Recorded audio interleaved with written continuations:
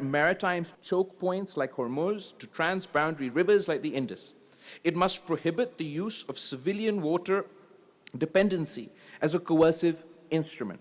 It must create emergency injunctions against unilateral treaty suspensions. It must impose automatic international scrutiny on projects that threaten downstream survival. It must recognize that in a climate-stressed century, water coercion is not merely unfriendly conduct. It is aggression by other means. The 20th century feared the bomb, so the 21st century must also fear the faucet controlled by a hostile hand. Is older empires come and go? It has seen kings, colonizers, conquerors, generals, viceroys, prime ministers, and presidents. They all passed. The river remained, and Pakistan will remain. We must understand the nature of the conflict before us. It is not confined to one front. It is not only a matter of borders. Pakistan is being targeted through proxies, through propaganda, through economic pressures, through attempts at diplomatic isolation, through hybrid warfare, through the politics of fear, and now through the politics of water. This is war by other means.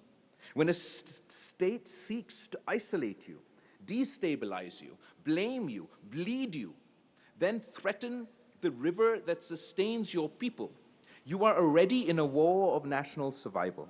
Whether the guns are firing every day or not, the only test is not the only test of war. The test is whether the life of the nation is being targeted. And today, the life of the nation is being targeted. So let us rise above party, above province, above faction, above the petty quarrels that have so often weakened us. The Indus does not belong to one government. It does not belong to one party. It does not belong to one province. It belongs to Pakistan. It belongs to history. Let there be unity in Parliament. Let there be clarity at GHQ. Let there be resolve in the Foreign Office. Let there be urgency across government. Let there be science in our university. Let there be sacrifice in our politics. And let there be discipline in our people. We do not ask for charity. We demand law. We do not ask for sympathy. We demand justice. We do not ask for permission to live. We assert our right to life. Pakistan must say to the world, the Indus cannot be held hostage. The treaty cannot be suspended by arrogance. The river cannot be turned into a weapon. The thirst of children cannot become the policy of a neighboring state. And Pakistan must say to India, do not mistake our divisions for weakness. Do not mistake our restraint for fear. Do not mistake our appeal to law for lack of resolve. We have survived partition. We have survived war. We have survived terror. We have survived floods. We have survived dictatorships, sanctions, conspiracies, and betrayals, and we are still here. The Indus made us patient. The Indus made us fertile. And the Indus made us stubborn. And if anyone believes that Pakistan will surrender the Sindhu, they do not know Pakistan. They do not know Sindh.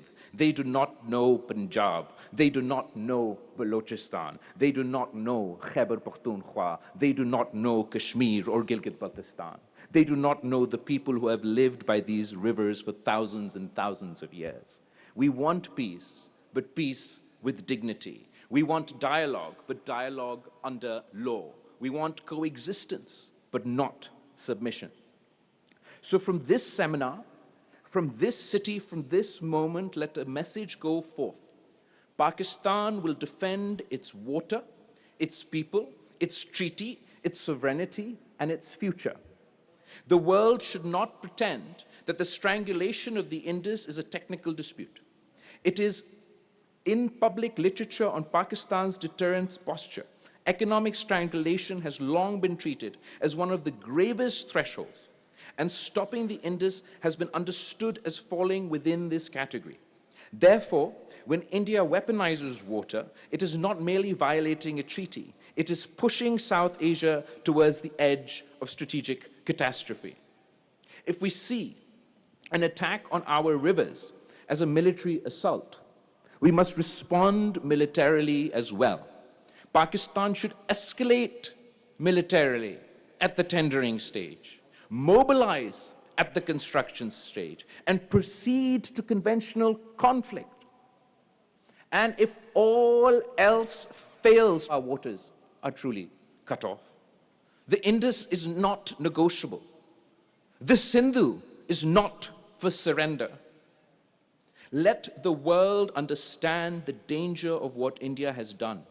No power, however large, however arrogant, however intoxicated, could impose an existential defeat upon Pakistan. And what is more existential than water? A nation may survive sanctions. A nation may survive isolation. A nation may survive diplomatic pressures. But no nation can survive the deliberate strangulation of its rivers that feeds its fields,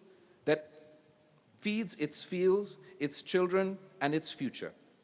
This is why the Indus cannot be treated as an ordinary dispute. This is why the suspension of the Indus water treaties cannot be treated as diplomatic theater. This is why every capital in the world must understand the weaponization of the Indus is not a bureaucratic act, it is a strategic act. Pakistan has never hidden from the world that economic strangulation is among the greatest threats to its survival. Therefore, India must not be allowed to believe that it can climb step by step towards water strangulation while the world yawns, while institutions debate vocabulary, while diplomats search for softer phrases, and while Pakistan is expected to remain quiet until the riverbed is dry. No. A nation does not defend its life only at the final moment. A nation defends its life at the first warning. Every move towards coercive control of Pakistan's waters must be understood as an escalation in a national security crisis. Every declaration, every project, every administrative step, every attempt to normalize unilateral control over flows guaranteed to Pakistan must be answered with seriousness, unity, preparedness, and the full force of sovereign resolve. We do not seek war, but we will not accept slow motion aggression. We do not seek catastrophe, but we will not allow catastrophe to be prepared in the language of engineering. We do not seek confrontation, but no one should mistake restraint for surrender. The purpose of deterrent is to prevent disaster, not to invite it. But deterrence collapses when red lines are blurred, when existential threats are minimized, when aggressors are allowed to test the patience of nations, drop by drop, brick by brick, canal by canal, and dam by dam. So Pakistan must speak clearly. The Indus is not a pressure point. The Indus is not a bargaining chip. The Indus is not a weapon to be placed in India's hands. The Indus is a lifeline of Pakistan. And any attempt to turn that lifeline into a noose must be treated as a threat to the survival of our state. This is the message that Pakistan must deliver to India. This is the message that Pakistan must deliver to the world, not in panic, not in hysteria, not in recklessness, but with the cold clarity of a people who know what is at stake. Because peace in South Asia will not be preserved by pretending water coercion is harmless. Peace will be preserved only when India understands that the rivers of Pakistan cannot be touched without shaking the foundations of regional stability. The world has learned to fear the missiles. It must now learn the fear of the weaponization of water. The 21st century may live under the shadow of water strangulation. And if the international community does not build new law against the weaponization of waterways, then every river, every strait, every canal, every maritime artery, every downstream nation will one day become hostage to the ambitions of an upstream power. Pakistan must therefore lead the argument, not as a beggar, not as a victim, not as a state pleading for sympathy, warning the world that the path India has opened is a path towards catastrophe. The treaty lives, Pakistan's rights live, the Sindhu lives, and Pakistan will not surrender the Sindhu. If the entire water supply of a country is cut off, what is that except destruction of a nation by other means? Water strangulation destroys them by thirst, hunger, crop failure, disease, migration, and social collapse. The mushroom cloud appears in one instant. The dead river kills in slow motion. But the strategic meaning is the same. The life of the nation is being attacked. Therefore, Pakistan must not allow the world to hide behind technical language. India will call it a treaty dispute. India will call it administrative abeyance. India will call it hydropower.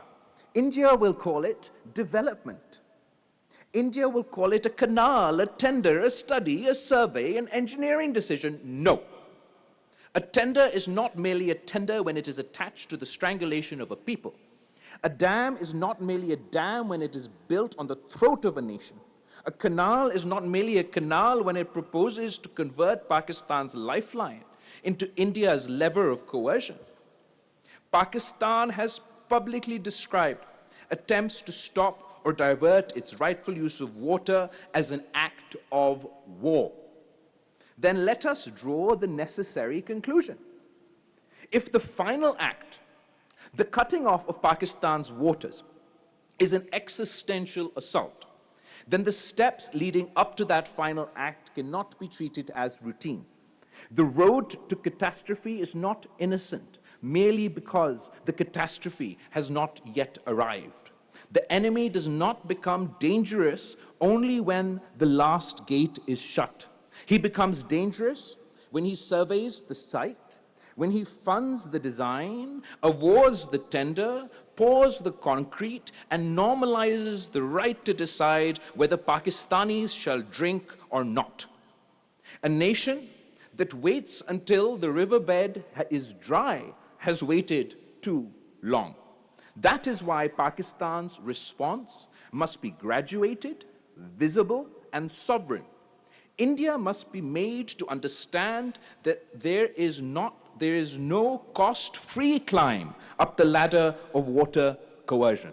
Every step towards the weaponization of the Indus must produce a corresponding elevation in Pakistan's national response: political, diplomatic, legal, economic, informational, defensive, and strategic.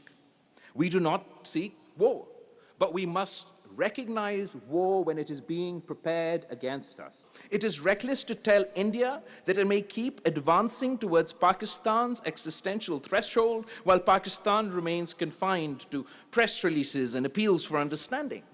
Deterrence fails when red lines become academic. Deterrence fails when adversaries believe he can move step by step, brick by brick, file by file, until the unthinkable becomes normal. Deterrence survives only when the adversary understands that every movement toward the red line carries consequence, risk, and national resistance.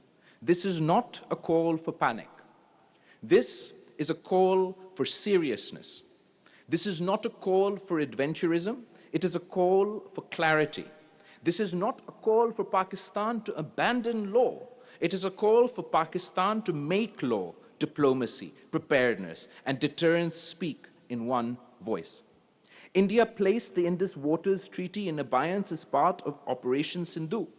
Pakistan has treated the suspension as unlawful while preparing legal action and warning that waters diversions would be an act of war. So let the world hear this from Pakistan. We will not allow India to redefine aggression as engineering. We will not allow India to redefine coercion as development. We will not allow India to redefine treaty violation as national security. And we will not allow India to place its hand on the throat of the Indus and then ask Pakistan to behave as though nothing strategic has happened. The Indus is not an ordinary river. It is the civilizational artery of Pakistan. It feeds our fields. It sustains our cities, powers our economy, and binds our federation. To threaten the Indus is to threaten Pakistan itself. And when Pakistan itself is threatened, Pakistan must respond as a state whose survival is at stake. Not tomorrow, not after the last drop, not after the world has held 20 conferences and issued 30 statements of concern.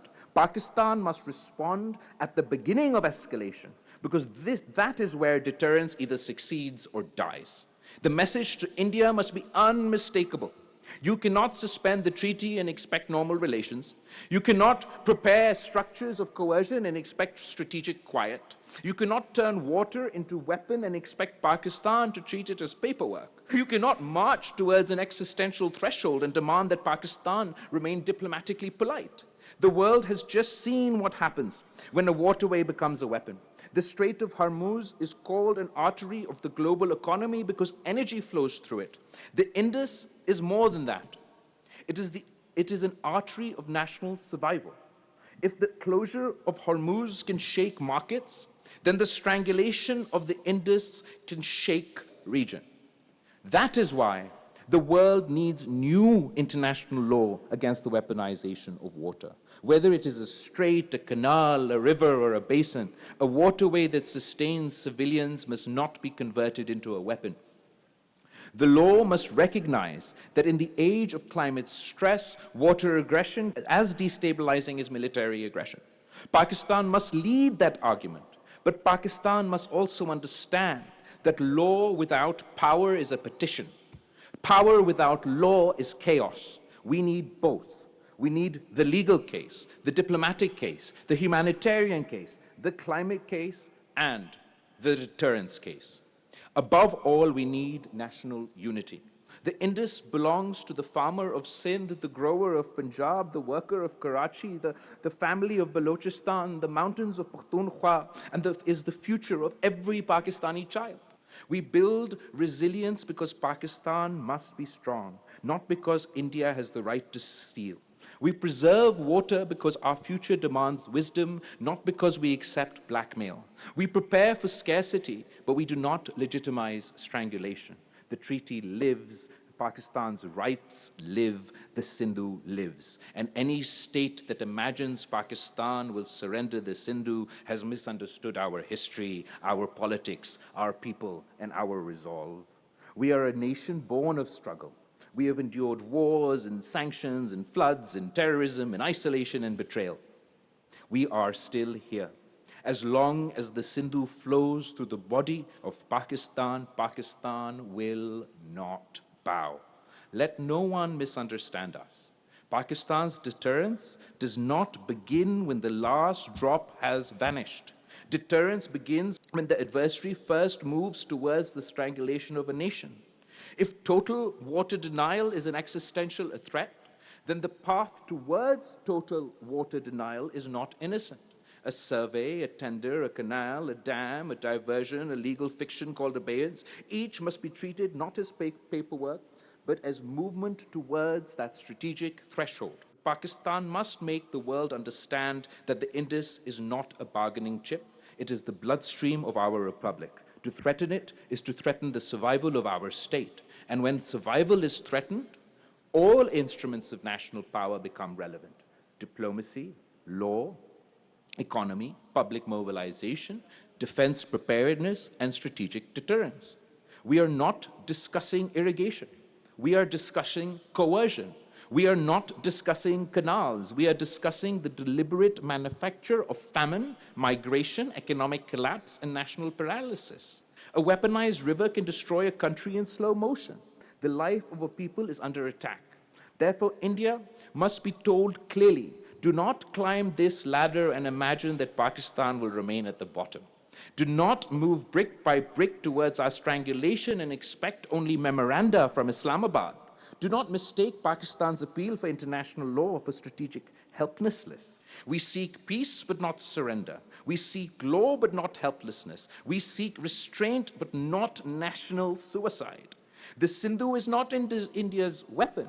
The Sindhu is Pakistan's lifeline, and any attempt to turn that lifeline into a noose must be answered with the full seriousness of a nation defending its existence. The Indus is not merely an artery of Pakistan's economy. It is the bloodstream of Pakistan itself. The Indus is not a river on the map. The Indus is Pakistan in motion. And therefore, India places Indus Waters Treaty in abeyance when India threatens to divert waters that sustain Pakistan, when Indian ministers speak of taking water that flows to Pakistan and sending it elsewhere. This is not paperwork. This is not engineering. This is not administration. This is the weaponization of water. Let no one in New Delhi, Islamabad, Washington, Beijing, London, Riyadh, Tehran, and the United Nations pretend that this is a normal dispute. Pakistan has said that any attempt to divert the flow of water belonging to Pakistan is an act of war.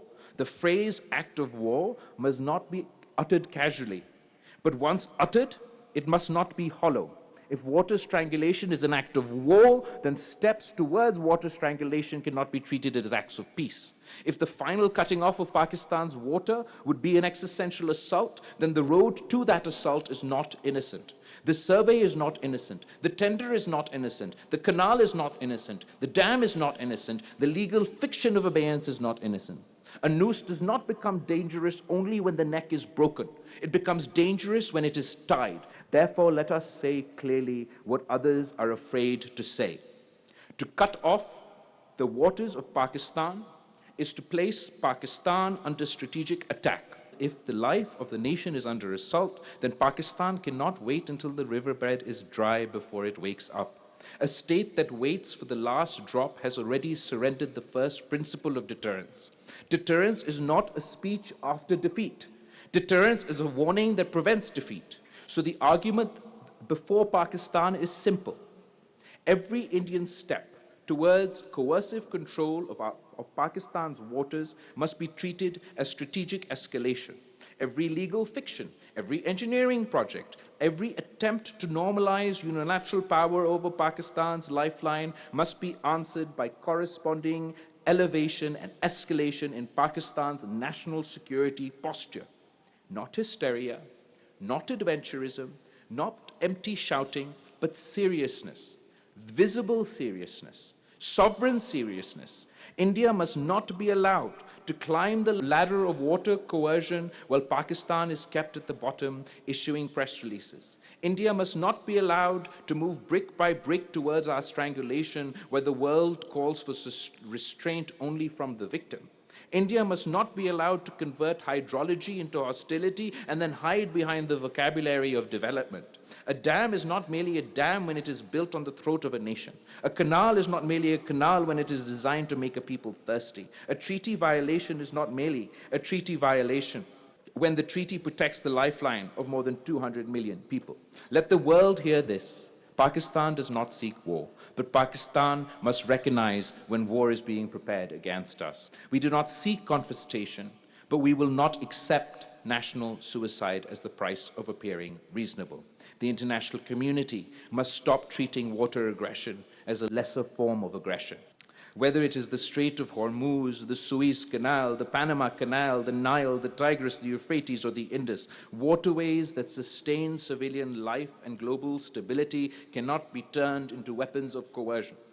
There must be a new international convention against the weaponization of waterways, a convention that says no state may use civilian water dependence as a weapon, a convention that says no upstream power may hold a downstream people hostage, a convention that says no maritime checkpoint may be closed to blackmail, a convention that says water is not a weapon, a convention that says thirst is not diplomacy, a convention that says famine is not statecraft, We must take the climate case to every summit. We must take the diplomatic case to every capital. And Pakistan must make the deterrence case to every strategist who thinks South Asia can survive casual experiments with the Indus. The treaty lives, Pakistan's rights live, the Indus lives. Projects already approved before India's unilateral actions, our reservoirs, our dams, our barrages, our flood systems, our canals, our capacity stores, all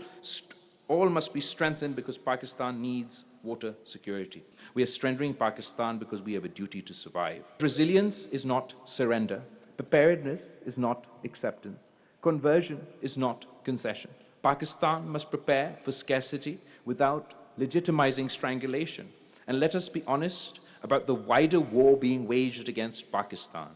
This is not only a water dispute. This is one front in a broader campaign: pressure at the borders, proxy violence, propaganda, failed attempts at diplomatic isolation, economic coercion, hybrid warfare, and now the threat of hydrological coercion. This is a war by other means. A bullet is not the only weapon.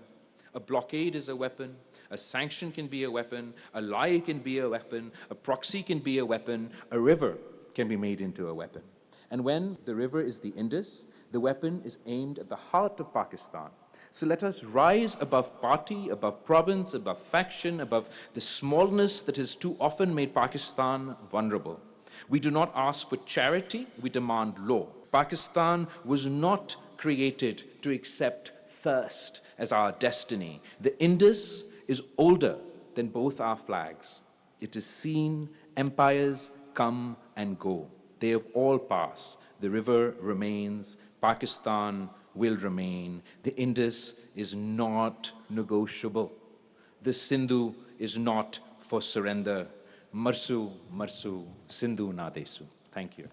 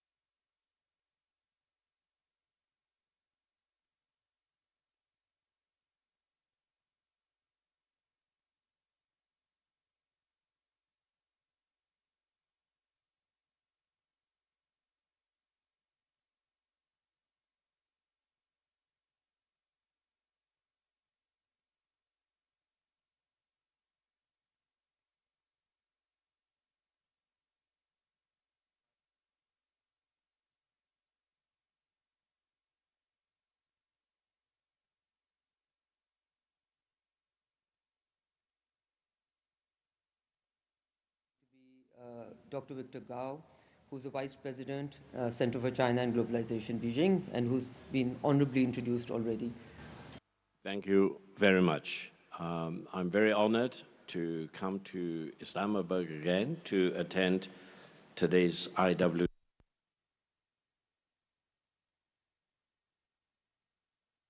Now, may I invite, I think my first panelist is going to be Dr. 𝗟𝗃𝗲, who's the Vice President, Center for China and Globalization, Beijing, and who's been honorably introduced already. Thank you very much. I'm very honored to come to Islamabad again to attend today's IWT seminar. You may remember about 1 year ago, in May and June 2025, when India started to threaten to stop the flow of water in the Indus River to Pakistan, when the Indian Prime Minister Modi started to threaten not to allow a single drop of water to flow from the Indus River to Pakistan. I was interviewed by a major Indian television, and I declared, in times of peace, to threaten to stop the flow of water to the downstream country, where hundreds of millions would depend on the water, it will be a crime against humanity. In times of war, if you stop the flow of water to the hundreds of millions of people in the downstream region, it will be a war crime. And I urged India not to do so. Further, I emphasized, strictly speaking, while Pakistan is the downstream country, India is not exactly the upstream nation. You know, the Indus rivers and many of the tributaries actually flow from the Himalayas. And I emphasized, don't do unto others what you don't want others to do unto you. The anchor asked me, are you threatening India? I said, no, I'm not threatening India. This wise saying, don't do unto others what you don't want others to do unto you, was said by Confucius about 2,500 years ago. It has been generally accepted as wisdom by the Chinese nation. So I said, allow me to repeat this 3 times for your benefit. So I repeated it for another 3 times. And I want to say that again to India. Don't do unto others what you don't want others to do unto you, because strictly speaking, as far as Indus River is concerned, India is not exactly the upstream country. And China and Pakistan, fully respecting each other, can really do many things together to make sure the IWT clauses should be strictly abided by. I'm very much impressed today to hear all the good remarks, excellent speeches, very eloquent remarks made by many of the representatives, many of which I fully agree. Allow me to make several points of my own in my personal capacity. First of all, to deal with the violation of the IWT should be fully exposed and should be stopped as much as we can. In this sense, in my personal capacity, I want to fully support the positions taken by many of the Pakistani speakers. Secondly, as I mentioned, China and Pakistan should cooperate fully on this particular point. While the IWT itself should be fully protected, I think, theoretically speaking, we could also start to think about a trilateral agreement involving China, India, and Pakistan, the 3 countries constituting the real upstream country, the midstream country, and the downstream country, to make sure that the flow of the water should not be interrupted and should be better managed. Much of it has been reflected in the IWT clauses already. Thirdly, allow me to emphasize that I counted on my fingers, actually, there are about altogether 18 countries which depend on the water flown from rivers originating from what we call Qinghai Tibet Plateau. This is very significant. I understand up to today, there is no regional or international framework which would focus on this commonality of the water originating from the Qinghai Tibetan Plateau. And the Indus River water is important in itself, but on a more general and macro framework, it's part of this commonality of the water originating from the Qinghai Tibetan Plateau. So while the urgency is to deal with the violations of the IWT treaty itself, I think we should also spare time to think about whether all these countries together should think about and work together to come up with a framework so that common standards, common rules, regulations, and the best code of conduct should be introduced, not only between India and Pakistan, but also with many other countries. The 18 countries also not only exist here in the Indian subcontinent, which is the focus of our discussion today, but also exists in Southeast Asia as well as in Central Asia. I hope if we have a better code of